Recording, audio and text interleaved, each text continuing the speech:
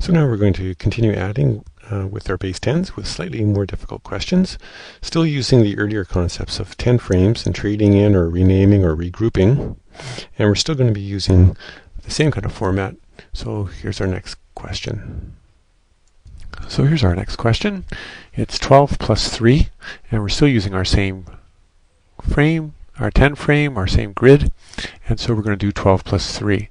So hopefully students will be able to recognize that 12 is made up of a 10 and a 2, and so we can go ahead and put in our 10 and our 2 to get our 12. So up here we could write it down as 12 plus 3, or we could write it as 10 plus 2 plus 3. So now we need to add on our 3, and students will recognize, hopefully, that we are adding on 3, and that should fill up their 5 frame for a total of 1 10 and 5 ones, which is 15. And so we got our 10 plus our 5, which is 15. After doing a series of questions like that, we might want to build onto a question that looks something like this. We have our 15, and now we want to add 6 to it. Some students might recognize that 6 is a 5 frame plus 1, and so they could just go ahead and fill that in. Other students might not be able to recognize that 6 is a 5 frame plus 1, and then they'd have to move them in one at a time.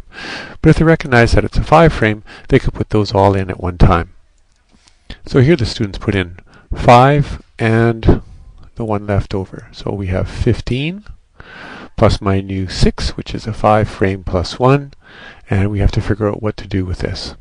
As we've done before, we can recognize that we have a full 10 frame, and we can now highlight that and trade that in over to the other side. This is a little ugly, so we said we're going to pull that down, and we'll trade it in for a nice pretty yellow one. And so now we have 2 10 frames and a 1. So that's a 20 and a 1 for a total of 21. So we have our 21. After doing a series of questions with the students with the manipulatives to make sure that they know how to trade in to get the new 10s, we'll move on to a question that's the same kind of concept, except we're going to use 51 plus 62, and instead of trading in with a 10 frame in the 1s column, we're going to work with a 10s frame in the 10s column. So to help us with our organization, we're going to put a 10 frame in the 10s column, and we have 50, 1, 2, 3, 4, 5, plus our 1, and there's our 51 right there. To that we have to add 62, so we're going to add some more 10s.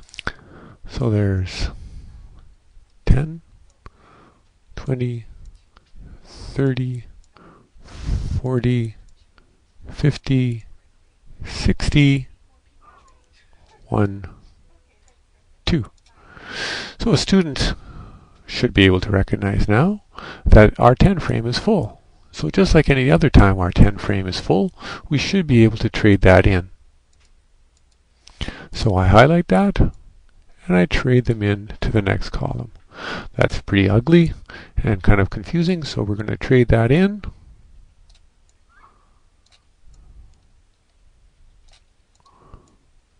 for a flat.